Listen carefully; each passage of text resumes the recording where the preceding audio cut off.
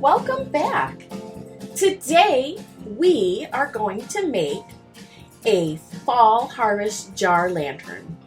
Each month we've been making a different lantern to go with whatever the themes in your life that might be going on at that time.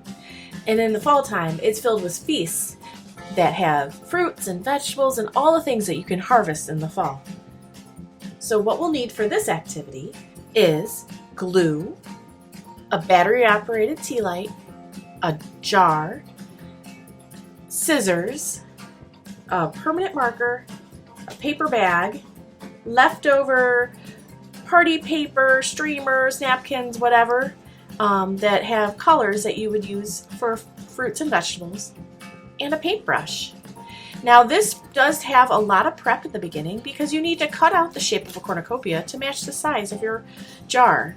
And then you also need to cut out some random shapes that maybe resemble a fruit or a vegetable that you might have coming out of your cornucopia. Now, I did work ahead because this, like I said, is a multi-level project. So the first thing I did was I painted on some glue, and I added my cornucopia on top so that I knew where everything was going to come spilling out. And then I started to layer I added more glue, painted it, and then I started adding more and more layers of the different fruits and vegetables. Now, I hope you notice that we don't have the same colors touching each other because that would be a little confusing for the eye when you are looking at it. And then you just keep on adding. Now, you don't have to fill the jar around if you don't. You can leave areas open. I'm going to go ahead and glue on. I think we haven't had another piece of corn in a while. So I'm going to glue a little baby corn on. So I'm going to add the glue, move it around. Now, this is also, you can go touch up your pieces, and then you're all set to go. So here we go. There's my last piece of corn. And as you can see, as you go around, it looks like it's spilling right out of that cornucopia. Now I'm going to jump ahead to the next part.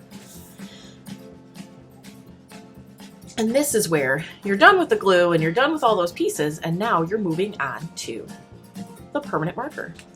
With the permanent marker, you're going to go and you're going to add details onto the fruits and vegetables, because all those black spots, like where the cornucopia is, you can add the pieces, the blades of grass that would have used to weave it.